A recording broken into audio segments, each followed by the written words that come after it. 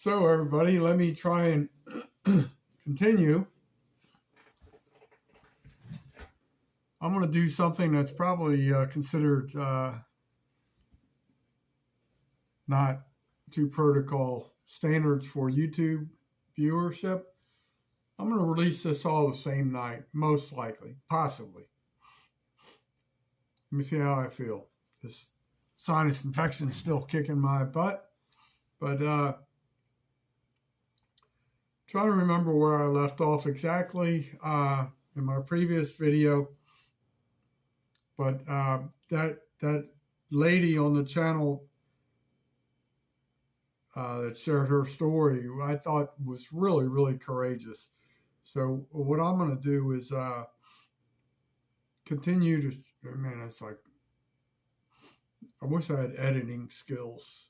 I wish I had more life skills, to be honest with you. But anyway, we're just going to roll with editing skills for now. But I am, excuse me for the sniffles, going to try and pick up where I left off. So basically, I was in my part one, I was pretty much a basket case, and things just were not going well in my life. And literally, the only words I can truly speak off of, speak from my heart, or that I felt betrayed, lied to by more than one person, and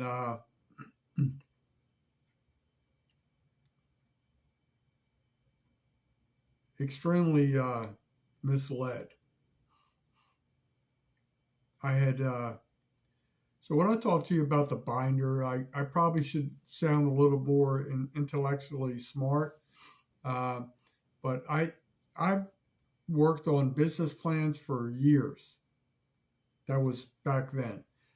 And if you talk to anybody that's ever really created a business plan, that, like, unless they've been handed, like, $1 million and they don't have to worry about it, just go do it.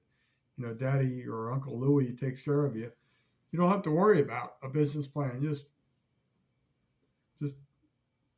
tell them you need money. Well, it's not that way for everybody. So a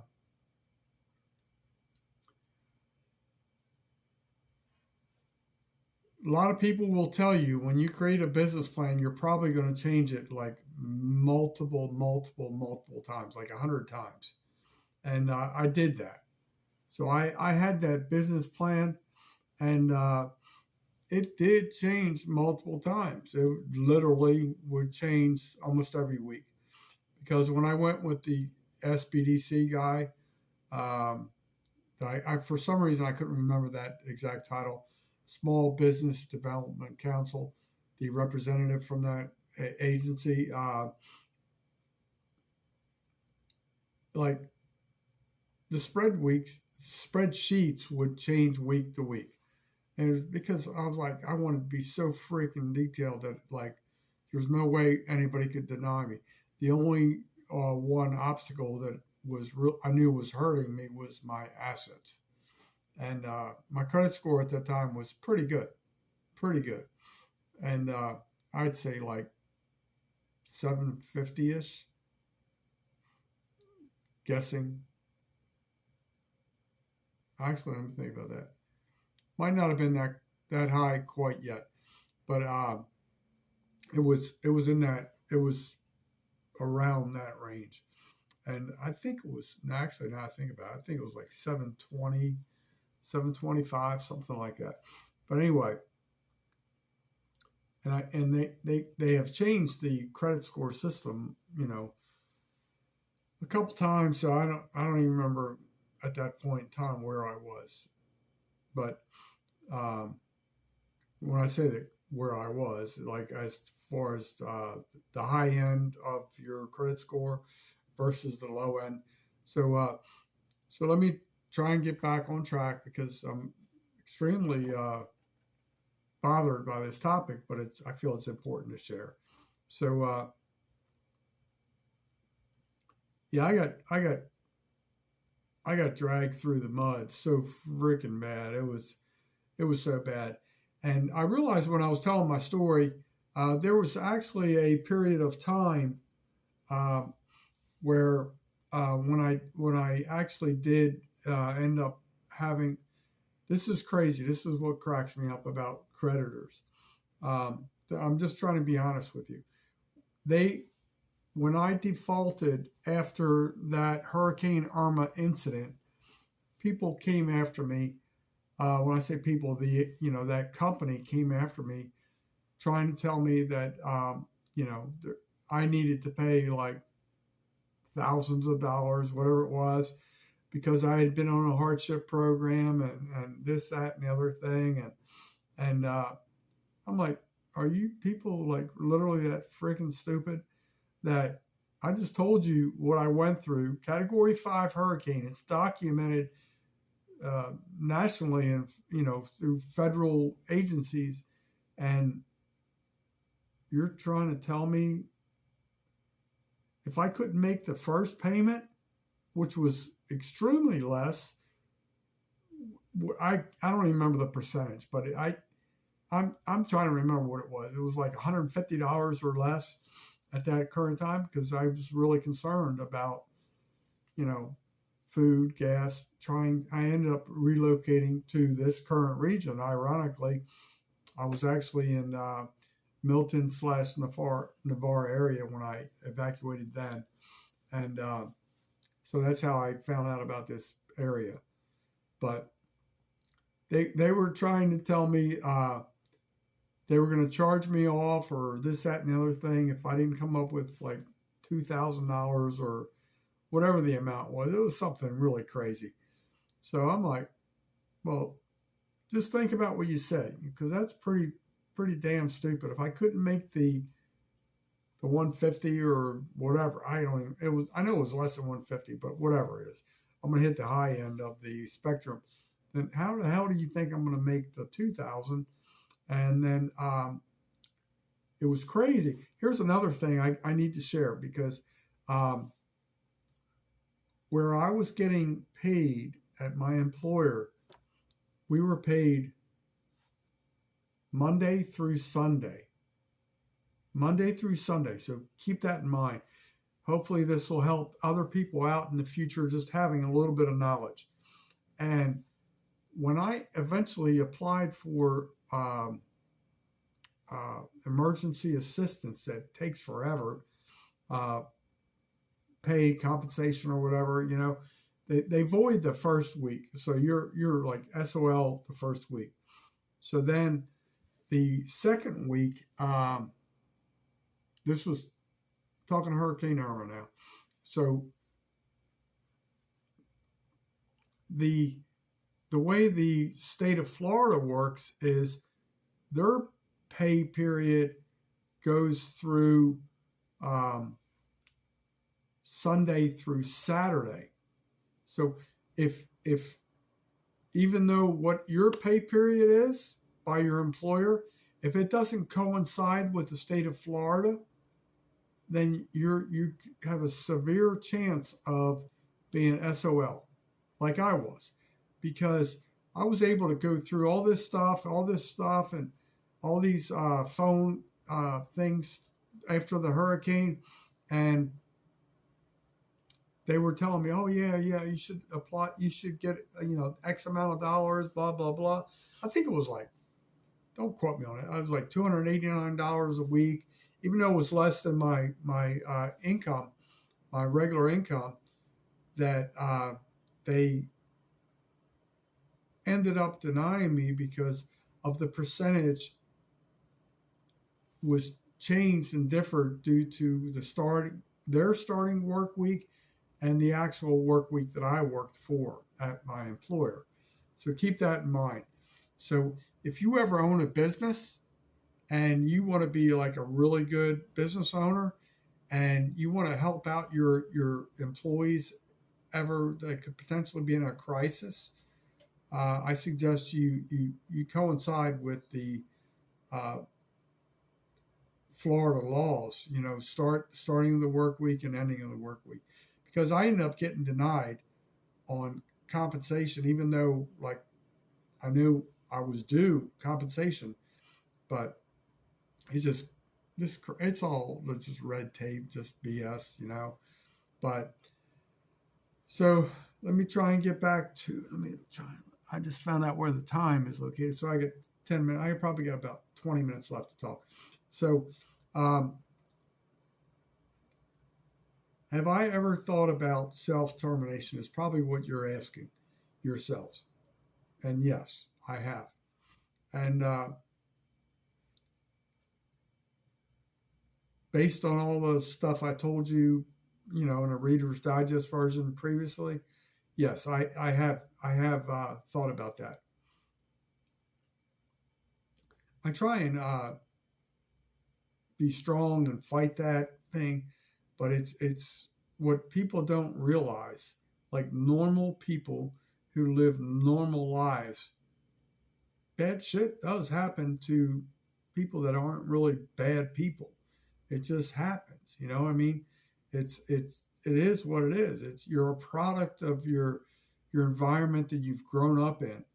So um, yeah, so I'm going to move on and tell you something I'm not proud to share, but I feel it's since the other channel shared their story, it's about time for me to share my story. So, man, I'm trying to remember when exactly it was. It was a while back, but I ended up going to a hospital because I had a lot of financial stress on myself. Like, and you know, I currently still have a lot of financial stress, especially lately. And it's like, dude, it's like enough's enough. You know, come on, man, cut me some freaking slack. But uh, so I thought about, you know, ending everything. That was that was many years ago. Gosh, well,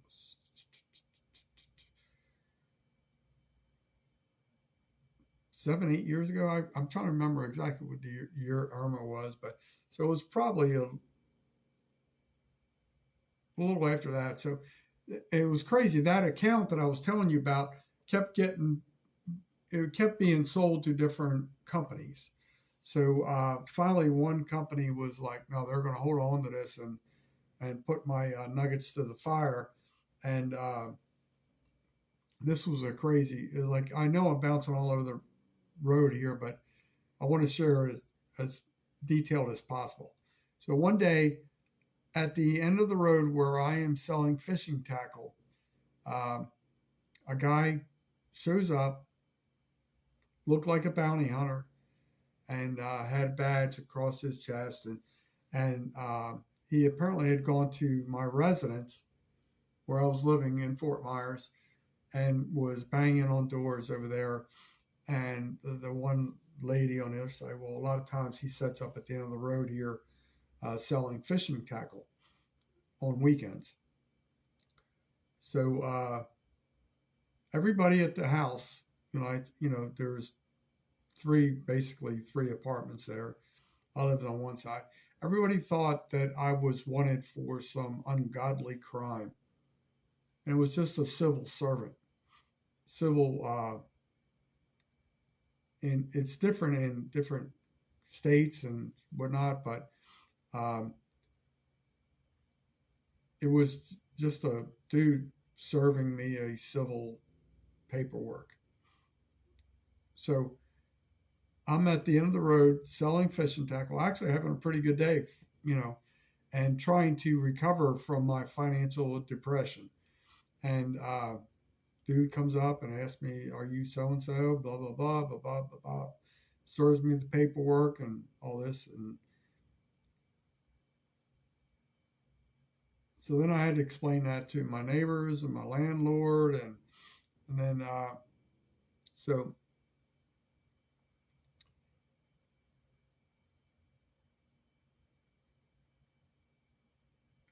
this story is like so out of order.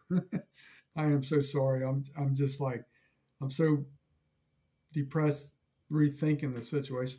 But so I'm going to back up. So that scenario did happen, just not in the proper sequence of how these episodes should be displayed. So uh, when I was really worried after the failures of the SBDC and the SBA and me not qualifying and just everything, and then when I had that loan, um, I just I did not feel in a very good place. So my thought process was, even though I was thinking about some terrible things, um, due to what society tells you, you should go get help or peer pressure and all this BS, right? I so I go to a hospital, a regular normal hospital, and they kept asking me, "Why are you here?" And I said, "Because life's not going too good." And they kept, and then it just kind of went on and on and on and on. Since I was basically a voluntary uh, admission, if you want to call it that, it was. Trying to look at the time here. The doctor kept coming in and asking me certain questions. I'm not going to go in specifics, but asking me, you know, what I think about my future. So they asked me some specific questions. I ended up agreeing to um, stay there for a little bit because I thought this is my sincere thought process, and I thought if these people were true and genuine on uh, people's self preservation that had financial depression, um, that they might have avenues or grants or funds to help people get out of that mindset. And what I found out was I was there for a little while. It was, I don't remember the exact time period, but I know it was less than 72 hours because I finally checked myself out. But all they did to to me, when I never met with one counselor, never, not once, not once did they uh, try and ask me or consult me about, why I was feeling so depressed, or even though I did try to explain it to the initial doctor that it was a financial problem, not a mental. How can I say this? I know I've shared this before on a podcast, but um, it was a financial depression situation that I was not handling well. It was not a mental health, like batshit crazy crisis. So all they did, I'm going to tell you the straight up truth. This was so crazy. Like there were some other people in there, like I guess I'm assuming they were all like similar to me, that all they did was they drugged you up with 3 or 4 pills every 3 or 4 hours, and I was like literally a walking zombie, almost like One Flew Over the Cuckoo's Nest, and they would force you to watch a video every 4 hours or whatever, and it had nothing to do with why I was there. It was crazy, but the crazy thing was the drugs were either like designed to like totally f you up or whatever, but I was seeing triple, and I knew it was weird because now I was in a true battle for survival for my life existence, because I knew I was like I was it, like I was just being drugged, and nobody was ever talking to me about the main root of my depression, my problems. So my thought process of actually being thinking I was doing the proper thing by peer pressure and what society tells you to do, it totally backfired because I was like totally effed up for good 48 hours, if not longer. So I was talking to some other people that were there, some other residents, if you want to call us that. Um, and one lady was really, really um, was really seemed really intelligent. Had a really she was like a trying to remember exactly what she was like a chief of staff of like an assisted living facility or something like that, which was so ironic because my ex that created all these problems or started I shouldn't say created but definitely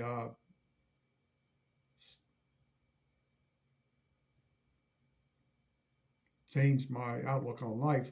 um, so she was telling me all these things and she sounded like really squared away, like literally squared away. And she promised she was gonna send me money. We exchanged like I never even asked. This is some lady in the basically, if you want to call it, the nut hut alongside of me, and that seemed very well off, stable, and had some went through some hard times as well. But so I ended up finally. I just got up one day. I just like I knew I was. It was crazy because I knew I couldn't drive because I was seeing triple vision, and I had I just finally got up and I said, "Hey, I'm leaving. I'm checking out." And they tried to tell me otherwise, and I'm like, "No, I was basically a voluntary admission. I wasn't forced here. State of Florida, I think they call that a Baker Act." And I said, "No." I said, you're not meeting my expectations." And I said, "I'm leaving." And they're like, "Well, you have to leave against what's that term? They three letters against medical advice or something like that." And I'm like, "I don't give a rat's ass." And I ended up going outside my van, or I didn't even have the van back then. I had my SUV, my Ford Escape SUV. So I ended up getting in the vehicle and probably should not have driven, but I wanted to get as far as way from those people as possible, and I drove north and tried to how I made it because I was literally like it's almost like if you ever driven down the road and you've had too many beers and you do one of these, that's kind of almost how I had to drive home because I was so medically induced with their drugs that never ever attempted to address any issues. They just drugs you up, made you watch a few videos here and there. None of them like pertain to why I was there. So with that being said, I'm gonna tap out on this video and then follow up with another video because I'm sure I forgot a whole hell of a lot, and I know my time crunch is getting close. So I'm not crazy. I'm normal. Not normal to a lot of normal people that have normal finances, but yeah, it's just all you can do is best you can with what you're given. And I don't believe in all that. What people tell you to go get help, I don't believe in that. Sounds good. You're forced to believe that, but I've gone through it, and I can tell you 100% where I went, they were zero freaking help, zero. And I don't even like to use the word freaking because I want to substitute a word. So anyway, I'm just keeping it real, telling you what I'm going through. I have gone through.